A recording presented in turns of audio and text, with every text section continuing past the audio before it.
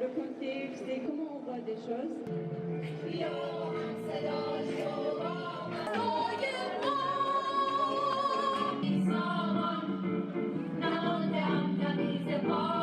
Des minorités nationales et ethniques, pour les féministes, les personnes, question des prisonniers politiques, jusqu'à la libération de ces populations.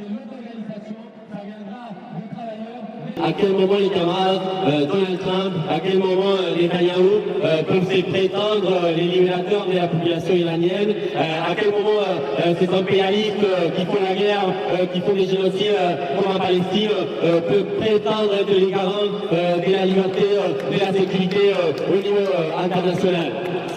De la même façon qu'on a dénoncé les attaques américaines au Venezuela, aujourd'hui il faut repousser cette tentative impérialiste.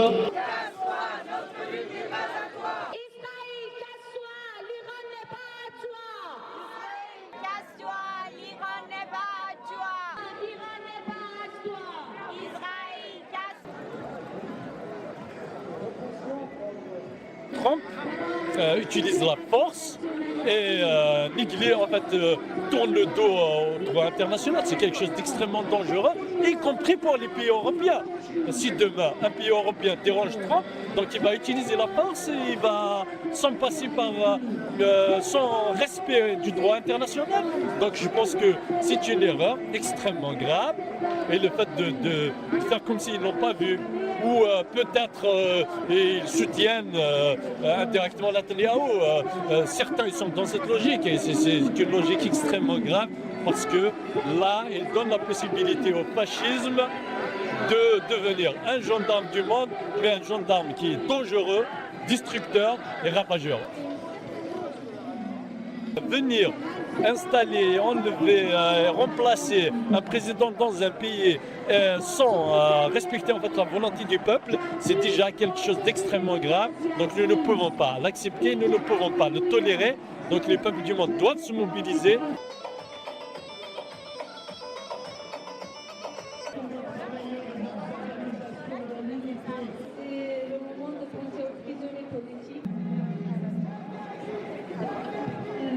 They hit schools, they hit civilian buildings, and this looks like this is the only solution for Israel and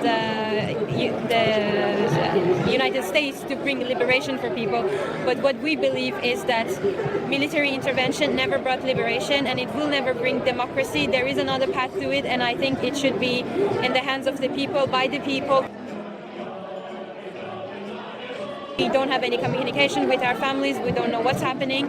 All we see is videos and images of houses being destroyed by the military strikes, and also the fact that Iran is also attacking neighboring countries like Kuwait and Dubai.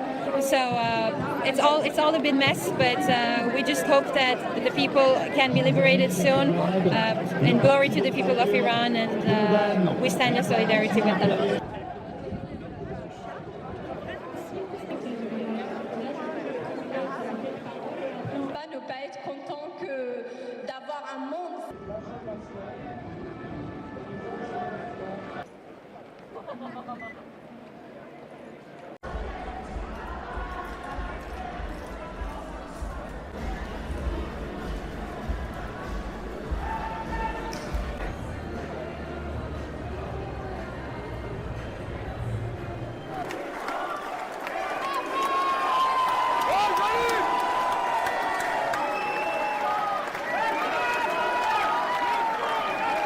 Pas éprouver de sympathie pour le gouvernement ni pour les actions de M. Netanyahou, qui est le chef d'État génocidaire.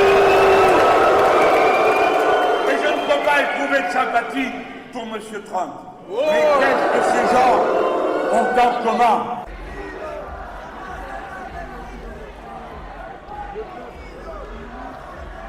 Et sans doute vont-ils bombarder, comme c'est le cas déjà, les 3/4 du territoire de l'Iran, et encore pendant des jours, au nom d'armes dont personne n'aura jamais vu le début du commencement, et qui n'auraient pas pu avoir le début du commencement si on avait appliqué l'accord qui avait été signé avec l'Iran par tous les pays dont vous entendez parler à cet instant, et que Trump tout seul a rompu à sa première élection.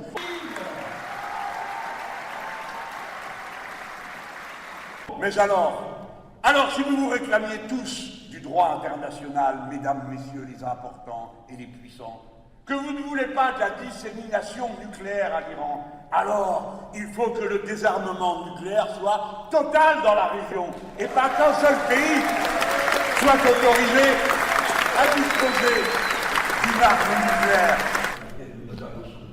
Ce n'est pas la bonne volonté, la morale et tout ce que vous voulez.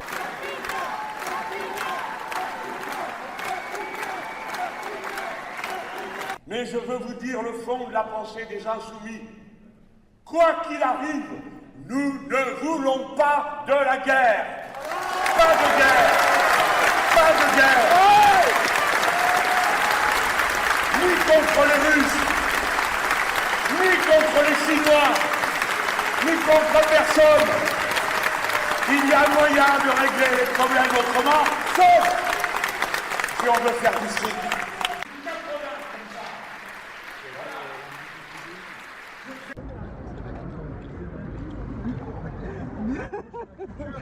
Je crois qu'on est sur une très très mauvaise piste et qu'on attaque une troisième guerre mondiale, je crains. Mais j'espère toujours qu'il y aura des gens assez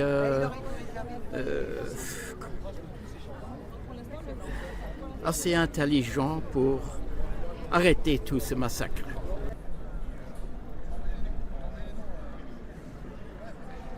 Je crois que les gouvernements européens devraient dire qu'on n'est pas d'accord avec ce qui se passe. Ce n'est pas seulement français, je suis européen et je crois que c'est à l'Europe de dire non, on ne veut pas de ça. Ce qui se passe au Moyen-Orient, c'est juste la continuité d'un conflit hyper vieux et ça remet le couvert dessus. C'est pas normal, il y a l'impérialisme, la volonté impérialiste de conquérir des territoires et des pays qui ne sont pas à eux. C'est pas du tout une bonne idée. À partir du moment où tout devient une ressource, tout devient une marchandise, tout devient une source de profit, on a des États qui luttent les uns contre les autres pour s'accaparer les ressources naturelles et mettre en place un nouvel impérialisme à nouveau dans d'autres pays. Si on a établi un droit international, c'est justement pour respecter, pour qu'on puisse tous avoir plus ou moins une ligne, suivre le droit. Et là, en fait, du coup, c'est la loi du plus fort. Chacun va faire ce qu'il veut. Peut-être après, ce sera d'autres pays dans diverses régions. Et en fait, c'est l'escalade. Après, tout est incertain si plus personne ne suit le droit. C'est l'anarchie.